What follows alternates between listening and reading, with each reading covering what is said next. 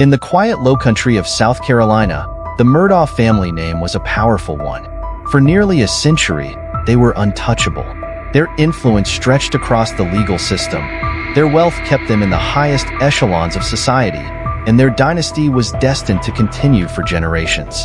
But all of that would change in 2021, when Alex Murdaugh, the latest in the long line of legal giants, shattered the illusion of family, honor, and justice with a crime so shocking it rocked the entire country. This is the story of Alex Murdaugh, a man who destroyed everything he had built, including his own family. As far back as anyone could remember, the Murdaughs were a fixture in the South Carolina legal scene. Alex's great-grandfather, Randolph Murdaugh, started it all, becoming a solicitor in 1920. For the next 86 years, the Murdaughs would control the prosecutor's office in 5 counties, an unheard-of level of influence. Alex followed in those footsteps, joining the family firm, wielding his power, and enjoying the wealth and status that came with it. Alex's life appeared perfect: a wife, 2 sons, a successful law career. But just beneath that surface, trouble was brewing.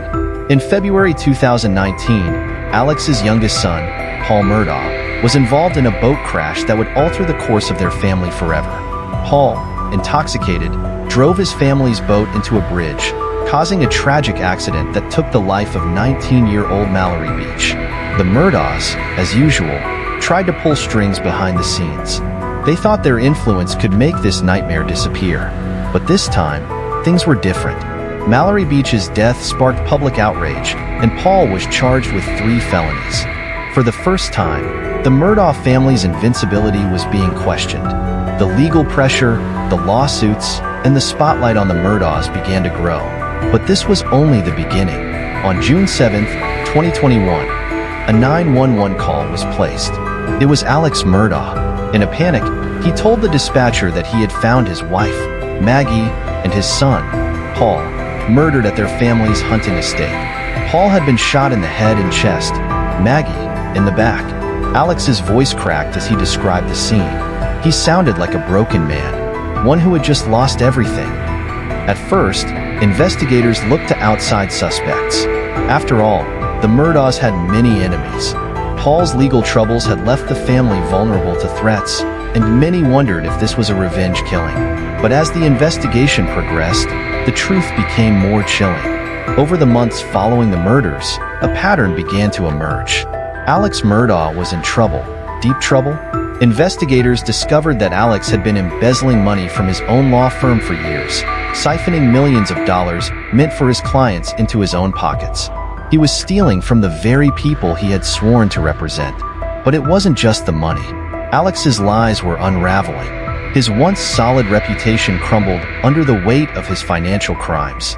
He was being sued left and right, and it became clear that his empire was built on a foundation of corruption and deceit. His life was spiraling out of control. As these financial crimes came to light, so did the possibility of a new motive. Could Alex Murdaugh have killed his own family to cover up his secrets? Was he trying to gain sympathy, to buy himself more time?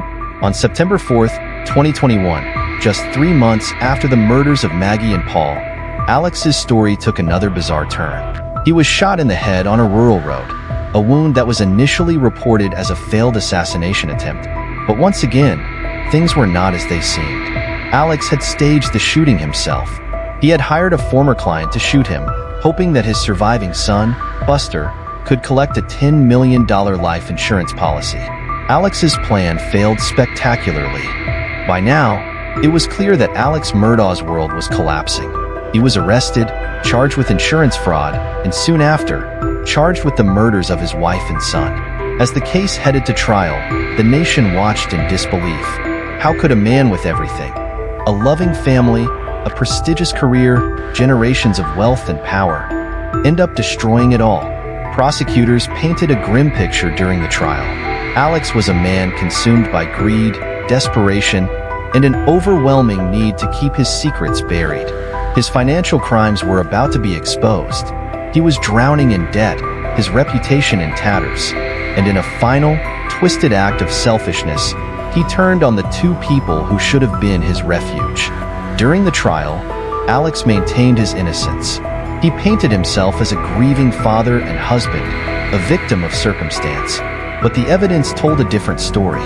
Cell phone records, ballistics reports, and damning testimony all pointed to Alex as the murderer. The jury didn't take long to deliberate. After only a few hours, they returned with a verdict, guilty on all counts. Alex Murdaugh was sentenced to life in prison without parole. His fall from grace was complete. Once a man of immense power, now a convicted murderer, he sits behind bars, the last chapter of the Murdaugh dynasty written in blood. Alex Murdaugh's story is a cautionary tale of how unchecked power and privilege can destroy not only a man, but an entire family. The legacy that had been built over generations came crashing down in a single moment of greed, desperation, and betrayal. The man who had everything chose to sacrifice it all, including the lives of his wife and son. And with that, we close another chapter in our series, The Men Who Kill Their Families. A tragic reminder that sometimes the greatest danger doesn't come from outside enemies, but from within the walls of your own home.